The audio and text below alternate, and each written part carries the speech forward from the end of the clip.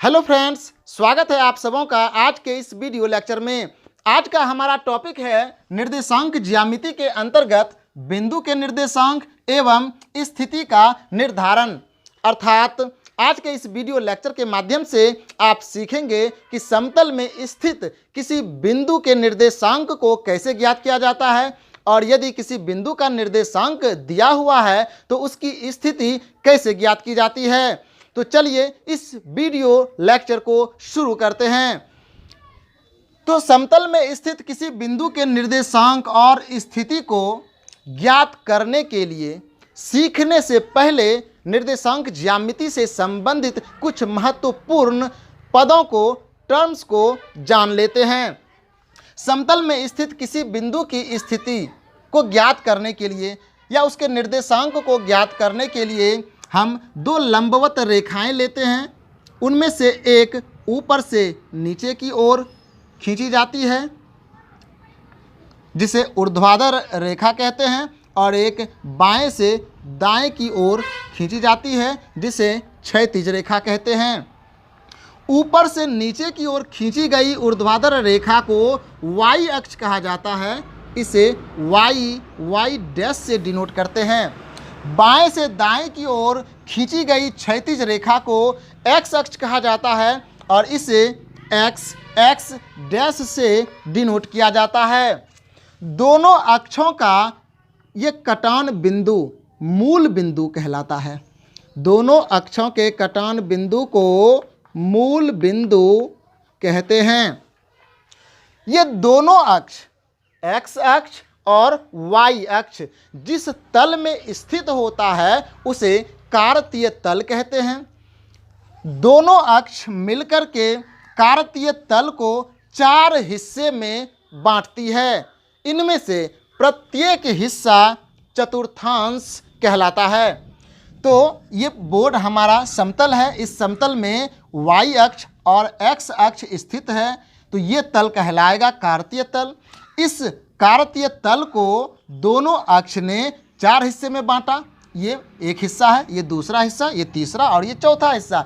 ये प्रत्येक हिस्सा या प्रत्येक भाग चतुर्थांश या चरण या पाद कहलाता है। तो इनमें से ये पहला हिस्सा प्रथम चतुर्थांश कहलाता है। इसको प्रथम चतुर्थांश कहेंगे। ये द्वितीय चतुर्थांश है।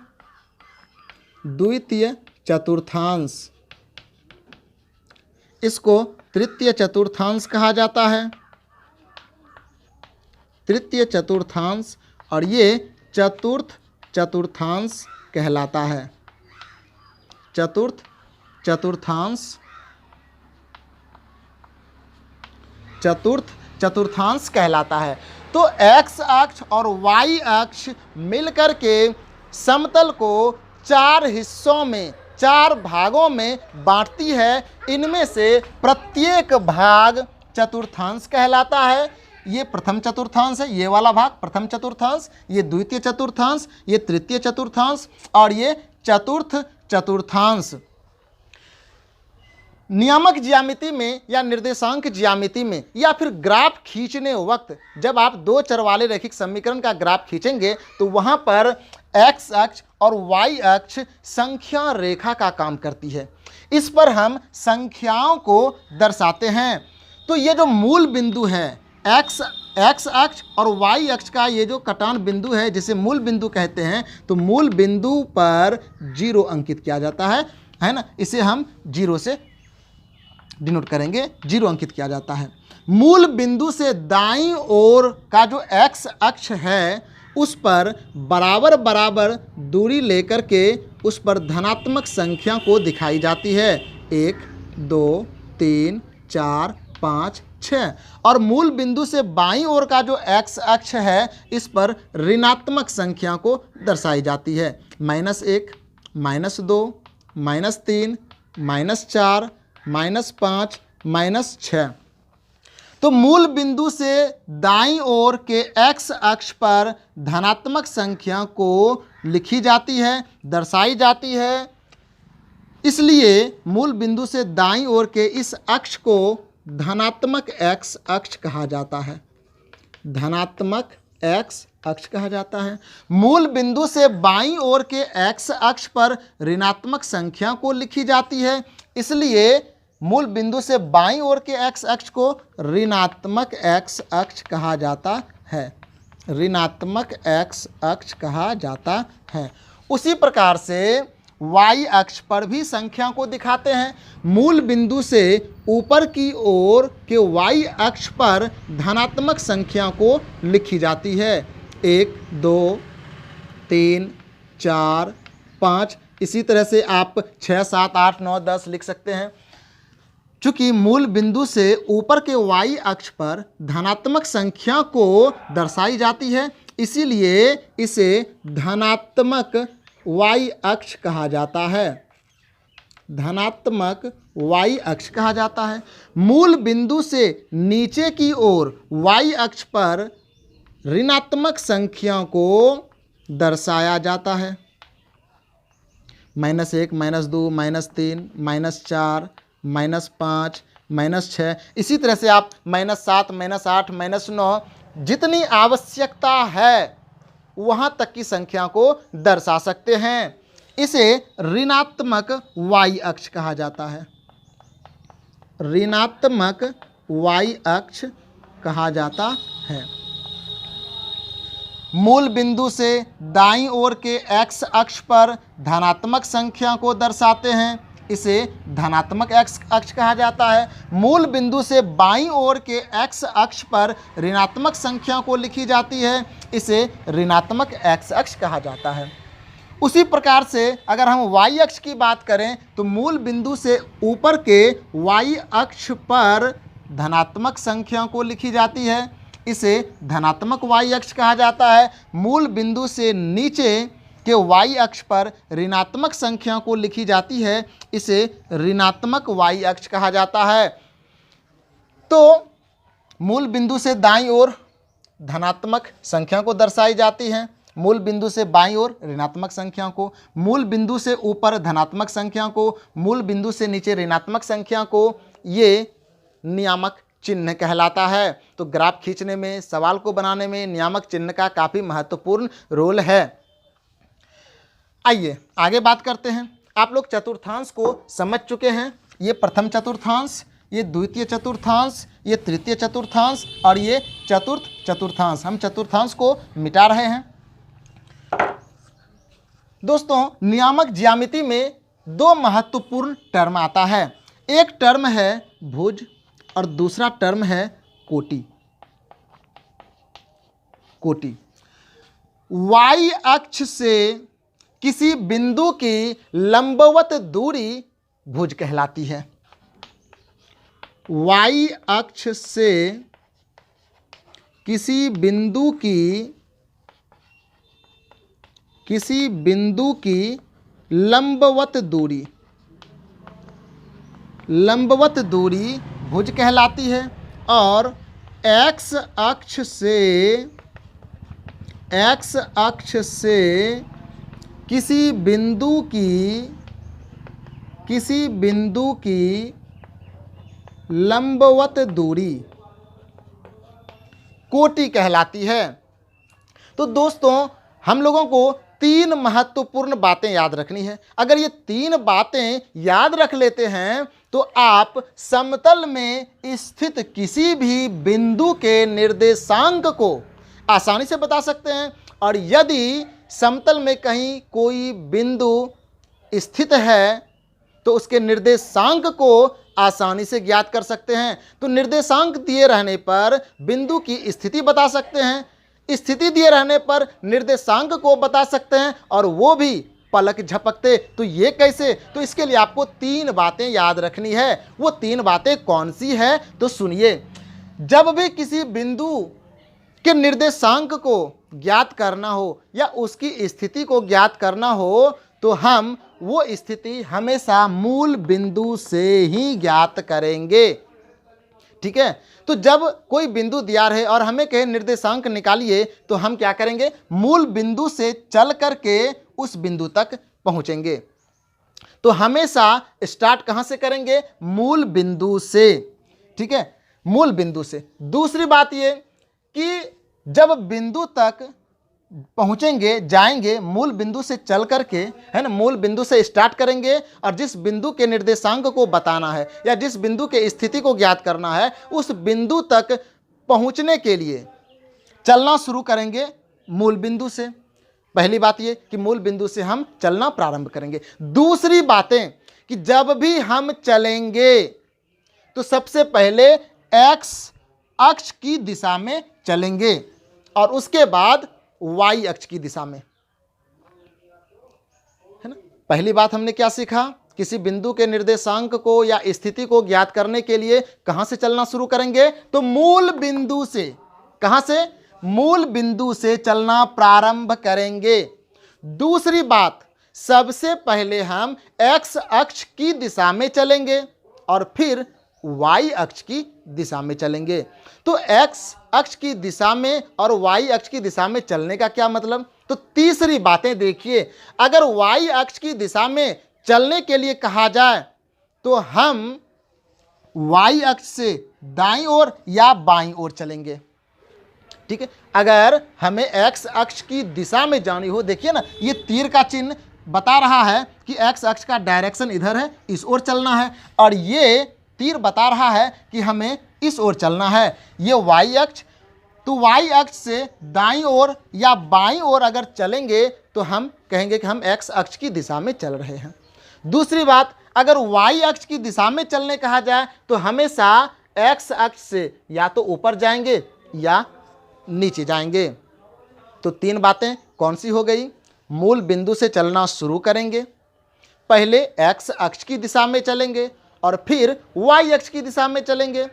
एक्स अक्ष की दिशा में चलने का मतलब कि वाई अक्ष से या तो दाईं ओर जाएंगे या तो बाईं ओर, और वाई अक्ष की दिशा में जाने का मतलब हम एक्स अक्ष से या तो ऊपर जाएंगे या तो नीचे जाएंगे, क्योंकि वाई का डायरेक्शन या तो ऊपर की ओर है या तो नीचे की ओर है। अगर इन तीन बातों को आप याद रख लेते हैं तो समतल में स्थित किसी भी बिंदु के निर्देशांक को और उसकी स्थिति को आसानी से बता सकते हैं।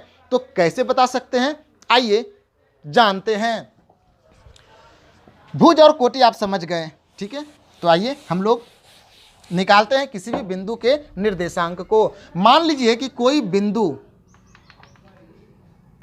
बिंदु यहाँ पर स्थित है और ये इसका नाम हम रखते हैं बिंदु P।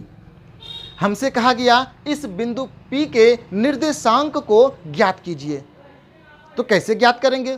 तो बस वही तीन बातें हमको याद रखनी है। पहली बात, बिंदु के निर्देशांक को निकालने के लिए हम मूल बिंदु पर खड़े हो जाएंगे और यहाँ से चल करके बिंदु P पर पहुँचेंगे। चलने का डायरेक्शन क्या होगा? तो सबसे पहले एक्स अक्ष की दिशा में जाएंगे और फिर वाई अक्ष की दिशा में जाएंगे। एक्स अक्ष की दिशा में जाने का मतलब कि वाई अक्ष से या तो दाईं ओर या तो बाईं ओर चलेंगे, अपनी आवश्यकता के अनुसार चलेंगे। और वाई अक्ष की दिशा में जाने का अर्थ हुआ कि एक्स अक्ष से या तो ऊपर जाएंगे या तो नीचे। ये भी हम अपनी आवश्यकता के अनुसार चलेंगे, जो हमें निर्देश दिया रहेगा उसके अनुसार से चलेंगे, ठीक है। तो हमें बिंदु P की स्थिति ज्ञात करनी है। हम मूल बिंदु पर खड़े हैं, तो मूल बिंदु से चल के P पर कैसे पहुंचेंगे? तो पहले हम एक्स अक्ष की दिशा में चलेंगे। तो देखिए, यहाँ से हम चलना शुरू किए, यहाँ से चलते चलते चलते चलते हम यहाँ पर आए, ठीक है। ये हमारा एक्स अक्ष की दिशा में तय की गई दूरी है। और फिर हम यहाँ से अब वाई की दिशा में जाएंगे। तो वाई की दिशा में जाने के लिए हमें या तो ऊपर जाना होगा या तो नीचे। तो हमें एक्स अक्ष से ऊपर बिंदु दिख रही है तो हमें ऊपर जाना होगा। तो वाई अक्ष की दिशा में हम चलना शुरू कर दिए यहाँ से ऊपर की ओर और पहुँच गए हम बिंदु P पर। मूल बिंदु से चले, पहले एक्स अक्ष की दिशा में गए और फिर वाई अक्ष की दिशा में पहुँच गए हम बिंदु P पर। बस यही तो काम करना है। अब मूल बिंदु से एक्स अक्ष की दिशा में आपने कितनी दूरी तय की? ठीक है, ये देखिए, ये वाई अक्ष है, वाई अक्ष भी तो मूल बिंदु से गुजर रहा है ना। तो वाई अक्ष से आपने एक्स अक्ष की दिशा में कितनी दूरी तय की? तो देखिए, यहाँ से यहाँ की दूरी कितनी है? 4 इकाई, ठीक है। तो वाई अक्ष से एक्स अक्ष की दिशा में तय की गई ये दूरी भुज कहलाएगी, ठीक है। तो भुज कितना हो गया? ये भुज हो गया आपको 4 इकाई, है ना। इकाई का मतलब मात्रक सेंटीमीटर भी हो सकता है, मीटर भी हो सकता है, किलोमीटर भी हो सकता है, कुछ भी यूनिट हो सकता है, तो हम जनरल रूप में इसे इकाई बोल देते हैं। तो एक्स अक्ष की दिशा में तय की गई दूरी 4 इकाई, तो ये हो गया भुज।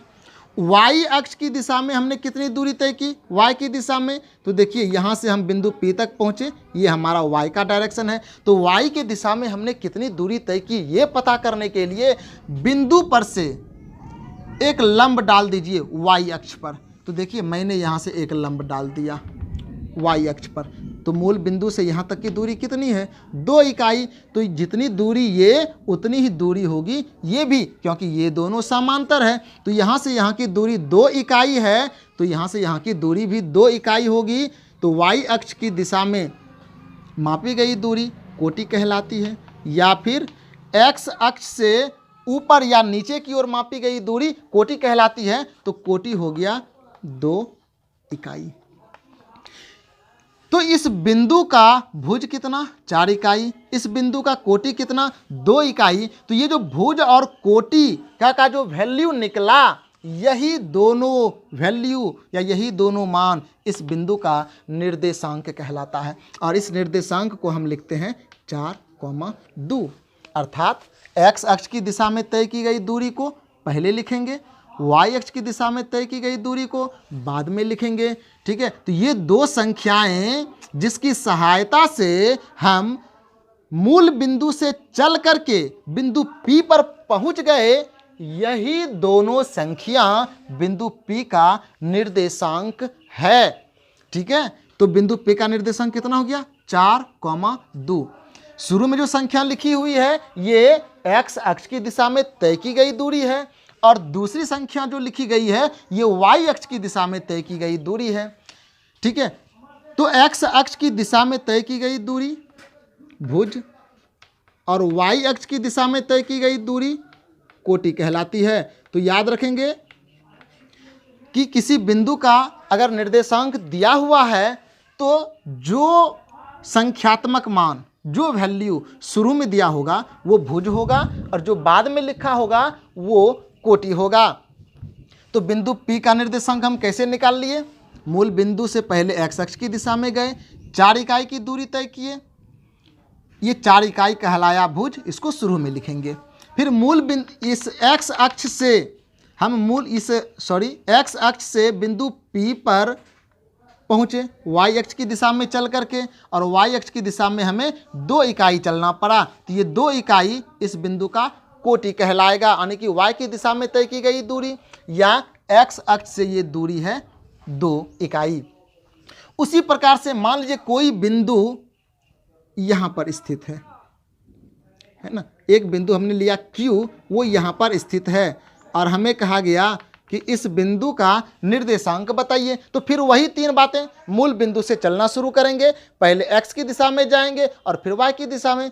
x की दिशा में चलने का मतलब ये कि y अक्ष के या तो दाईं ओर या तो बाईं ओर जाएंगे अपनी ज़रूरत के हिसाब से, और y अक्ष की दिशा में चलने का मतलब x अक्ष से या तो ऊपर जाएंगे या तो नीचे आएंगे अपनी आवश्यकता के अनुसार से। तो चलिए यहाँ देखते हैं, बिंदु Q का निर्देशांक निकालना है। इसको निकालने के लिए हम कहाँ से चलना शुरू करेंगे, मूल बिंदु से। अब देखिए बिंदु यहाँ है, ठीक है, वाई अक्ष के बाईं ओर है ना, तो हमें बाईं ओर ही पहले चलना होगा, ऋणात्मक एक्स अक्ष की ओर। कितना दूर जाएंगे, तो देखिए यहाँ से चल करके पहले हम -2 इकाई आएंगे बाईं ओर, यहाँ पर स्थिर हो गए। फिर हमें इस बिंदु तक जाना है, तो बिंदु देखिए एक्स अक्ष के ऊपर है, तो हमें ऊपर की ओर जाना होगा। ठीक है, ऊपर की ओर चलेंगे वाई अक्ष की दिशा में, तो हम पहुंच गए बिंदु Q पर। तो एक्स अक्ष की दिशा में कितनी दूरी हमने तय की, -2 इकाई। तो भुज हो गया कितना, भुज हो गया -2, और वाई अक्ष की दिशा में आपने कितनी दूरी तय की, तो इस बिंदु से वाई अक्ष पर लंब डाल दीजिए। देखिए कितना है, ये आपका 3 है। मूल बिंदु से यहाँ तक की दूरी 3 इकाई, तो यहाँ से यहाँ की दूरी भी कितनी हो जाएगी, 3 इकाई। तो कोटि हो गया 3 इकाई। ठीक है, भुज हो गया -2 इकाई, कोटि हो गया 3 इकाई। तो इस बिंदु का निर्देशांक कितना हो गया? बिंदु Q का निर्देशांक हो गया -2,3। ठीक है, तो सबसे पहले हम भुज को लिखते हैं, बाद में कोटि को लिखते हैं। तो ये हमारा y अक्ष से हमने बाईं ओर कितनी दूरी तय की? -2 इकाई, तो भुज हो गया -2 इकाई। फिर हमने x अक्ष से ऊपर की ओर कितनी दूरी तय की? 3 इकाई, तो कोटि हो गया 3 इकाई। ठीक है, तो भुज को पहले और कोटि को बाद में लिखते हैं। तो इस तरह से समतल में यदि कोई बिंदु दिया रहे तो आप उसकी स्थिति को बहुत ही आसानी से भी बता सकते हैं, उसके निर्देशांक को भी बता सकते हैं। तो ये तो हमने निर्देशांक बिंदु दिए रहने पर हमने उसके निर्देशांक को निकालने सीखा। 3 बातें फिर से याद दिला दें। मूल बिंदु से चलना शुरू करेंगे। पहले जाएंगे हम x अक्ष की दिशा में। x अक्ष की दिशा में जितनी दूरी तय करनी पड़ेगी वह भुज कहलाएगी। और फिर हम चलेंगे y की दिशा में। y की दिशा में जितनी दूरी तय करनी पड़ेगी वो कोटि कहलाएगी। ठीक है, x अक्ष की दिशा में चलने का मतलब y अक्ष से या तो बाईं ओर चलेंगे या तो दाईं ओर, और y अक्ष की दिशा में चलने का मतलब x अक्ष से या तो ऊपर चलेंगे या तो नीचे। तो इस तरह से आप बिंदु के निर्देशांक को निकाल सकते हैं। आइए अब हम लोग बिंदु के निर्देशांक दिए रहने पर उसके स्थिति को कैसे ज्ञात करेंगे उसको सीखते हैं।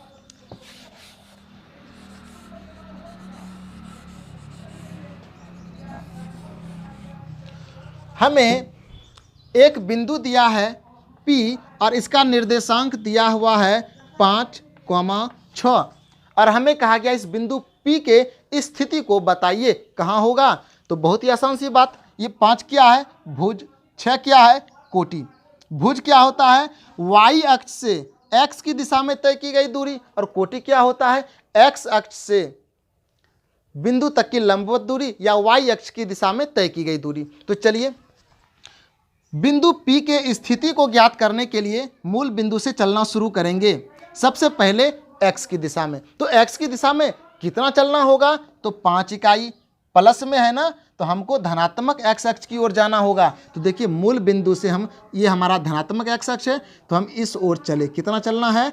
5 इकाई। तो हम देखिए 5 इकाई चले, यहाँ पर पहुँच गए। ठीक है, अब उसके बाद देखिए कोटि कितना दिया है? 6, यानी कि y का वैल्यू कितना दिया है?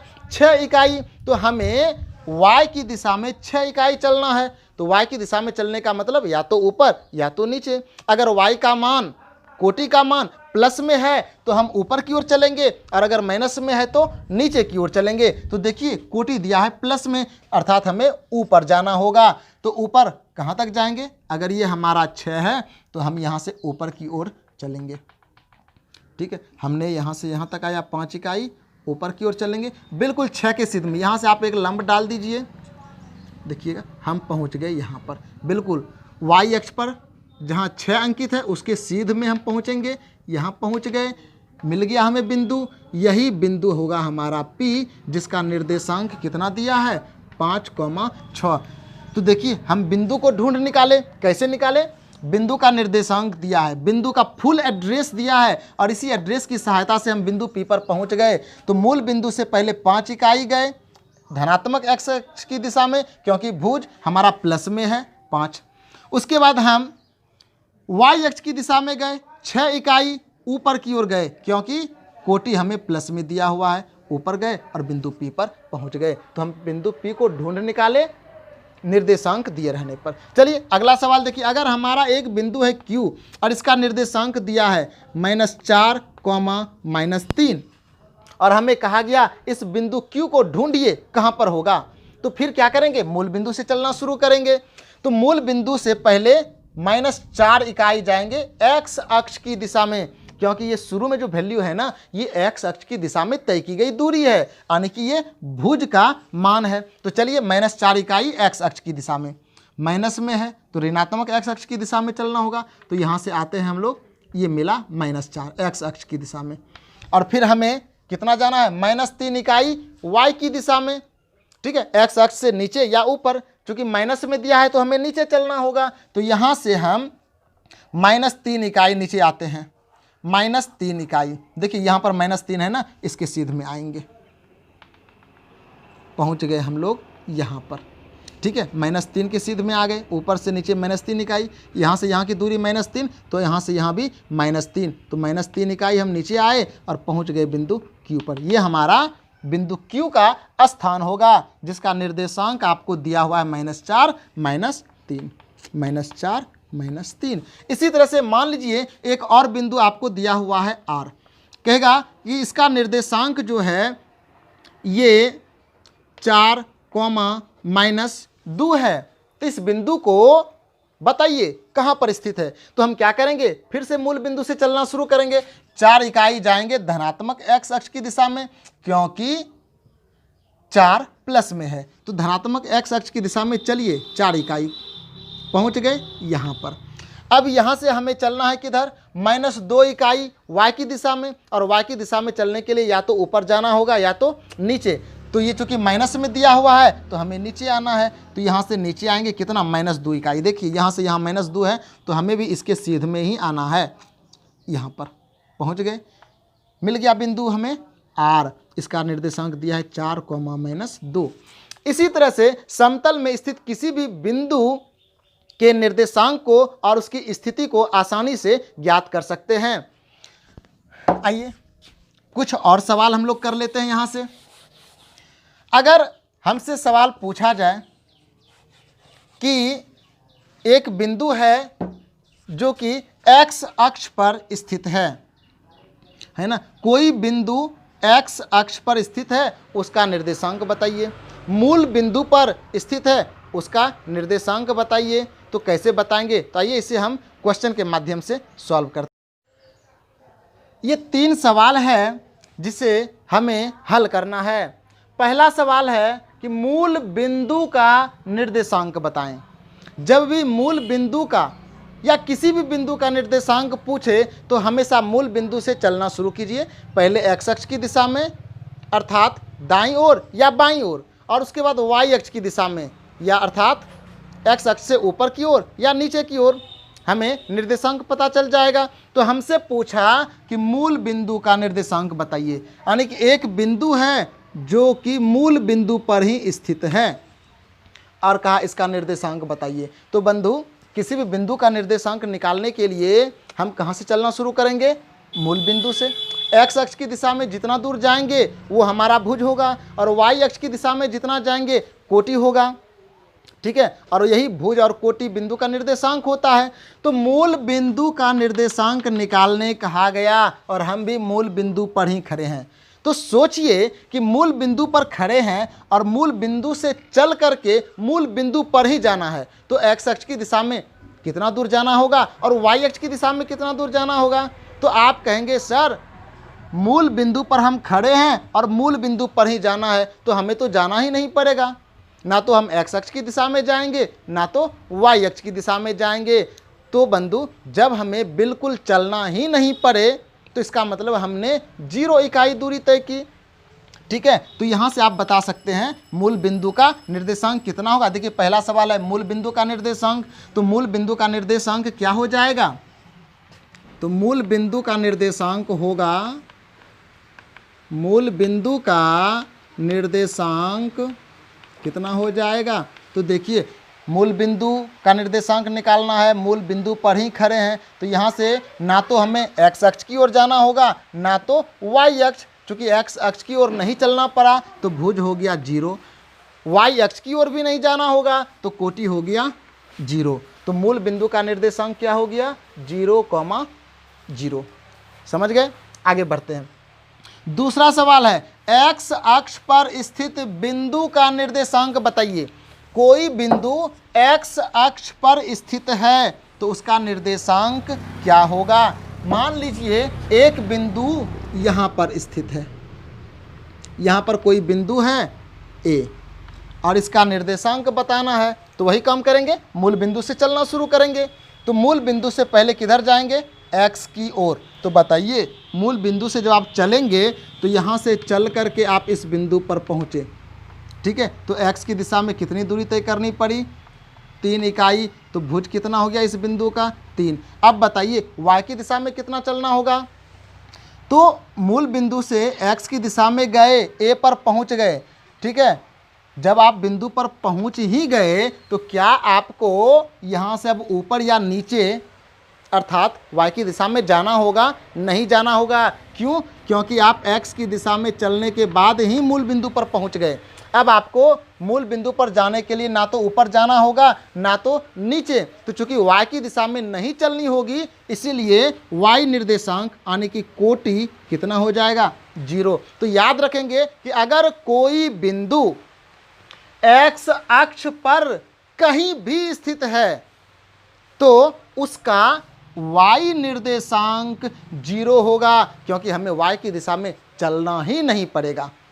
ठीक है, तो कोई भी बिंदु जो x अक्ष पर स्थित हो उसका y निर्देशांक या कोटि कितना होगा? 0। ठीक है, समझ गए? चलिए आगे 3 नंबर के सवाल पर आते हैं। 3 नंबर का हमारा सवाल है कि y अक्ष पर स्थित बिंदु का निर्देशांक बताइए। अगर कोई बिंदु y अक्ष पर है तो उसका निर्देशांक क्या होगा? हम एक एग्जांपल ले लेते हैं ना। मान लीजिए कोई बिंदु यहाँ पर स्थित है y अक्ष पर, इस बिंदु का नाम हमने करण किया B। तो इस बिंदु का निर्देशांक बताना है, यानी कि भुज और कोटि बताना है ना। x अक्ष और y अक्ष की दिशा में तय की गई दूरी बताना है। तो कैसे बताएंगे? तो मूल बिंदु से चलना शुरू करेंगे। ठीक है, और मूल बिंदु से चल करके इस बिंदु पर पहुंचेंगे। तो बताइए बंधु कि यहाँ से पहले तो हमें x अक्ष की दिशा में जाना है ना, इस बिंदु पर पहुंचना है और आप यहाँ पर खड़े हैं। तो क्या आपको यहाँ से दाईं या बाईं ओर x अक्ष की दिशा में चलनी होगी? तो आंसर होगा नहीं। हम यहाँ से ना तो दाएं की ओर जाएंगे ना तो बाएं की ओर जाएंगे, अर्थात इस बिंदु का जो भुज होगा वो 0। y अक्ष की दिशा में चलना होगा, बिल्कुल चलना होगा ना। हम मूल बिंदु पर खड़े हैं, यहाँ से बिंदु B तक जाना है तो हमें देखिए ऊपर की ओर जाना पड़ रहा है। y अक्ष की दिशा में चलना पड़ रहा है, कितना? 5 इकाई। तो इस बिंदु का भुज कोटि कितना हो गया? 5। तो यहाँ से क्या सीखने मिला हमें? यहाँ से सीखने के लिए मिला कि यदि कोई बिंदु y अक्ष पर कहीं पर भी स्थित हो तो उसका भुज 0 होता है, x निर्देशांक 0 होता है, क्योंकि मूल बिंदु से y अक्ष पर स्थित बिंदु तक पहुंचने के लिए x अक्ष की दिशा में नहीं चलनी पड़ती है। इसीलिए x निर्देशांक या भुज 0 होता है और y अक्ष की दिशा में जितना दूरी तय करना पड़ेगा वो हमारा कोटि होगा। तो इस तरह से आप x अक्ष पर या y अक्ष पर स्थित किसी भी बिंदु के निर्देशांक को या भुज और कोटि को आसानी से बता सकते हैं। हम एक बार फिर से रिपीट कर रहे हैं, हमें वही 3 बातें याद रखनी है कि मूल बिंदु से चलना शुरू करेंगे। पहले जाएंगे x अक्ष की दिशा में, उसके बाद जाएंगे y अक्ष की दिशा में। x अक्ष की दिशा में जाने का मतलब कि या तो हम दाईं ओर जाएंगे या हम बाईं ओर जाएंगे, और y अक्ष की दिशा में चलने का मतलब x अक्ष से या तो ऊपर जाएंगे या तो नीचे। अगर हमें कुछ दूरी तय करनी पड़ी, ठीक है, अगर हमें दाईं ओर या बाईं ओर कुछ दूरी तय करनी पड़ी तो हमारा भुज होगा, और अगर हमें मूल बिंदु से बिल्कुल ही दूरी तय नहीं करनी पड़ी, ना तो हम दाईं की ओर गए ना तो बाईं की ओर गए, तो भुज हमारा 0 हो जाएगा। उसी प्रकार से अगर x अक्ष से ऊपर या नीचे जाना पड़े तो जितना दूर जाएंगे वो हमारा कोटि होगा, और यदि x अक्ष से ऊपर या नीचे बिल्कुल जाना ही नहीं पड़े तो कोटि का मान 0 होगा। ठीक है, तो इस प्रकार से अगर कोई बिंदु x अक्ष पर स्थित है, x अक्ष पर स्थित बिंदु का y निर्देशांक या कोटि कितना होगा? 0। ये महत्वपूर्ण पॉइंट याद रखिएगा। दूसरा पॉइंट, y अक्ष पर स्थित बिंदु का x निर्देशांक या भुज ये कितना होगा? ये भी 0 होगा। और महत्वपूर्ण बातें ये, मूल बिंदु का निर्देशांक कितना हो जाएगा? मूल बिंदु का निर्देशांक कितना होगा 0। तो चलिए एक बार फिर से रिपीट कर लेते हैं। अगर कोई बिंदु x अक्ष पर स्थित हो तो मूल बिंदु से आपको x की दिशा में दूरी तय करनी होगी, वो भुज हो जाएगा। और y की दिशा में चूंकि दूरी तय ही नहीं करनी है, ना तो ऊपर जाना होगा ना तो नीचे, तो y निर्देशांक या कोटि कितना होगा 0। इसी बात को लिखे हैं कि x अक्ष पर स्थित बिंदु का y निर्देशांक या कोटि कितना होता है 0। अगर कोई बिंदु y अक्ष पर स्थित है तो आपको x अक्ष की दिशा में बाएं या दाईं ओर नहीं चलना होगा, यानी कि भुज कितना होगा 0 या x निर्देशांक कितना होगा 0। और उस बिंदु तक जाने के लिए आपको ऊपर या नीचे तो चलना होगा ना, तो कोटि का कुछ ना कुछ वैल्यू होगा, जितना दूरी आप तय करेंगे वो कोटि होगा। उसी बात को लिखे हैं कि y अक्ष पर स्थित बिंदु का x निर्देशांक या भुज कितना होता है 0।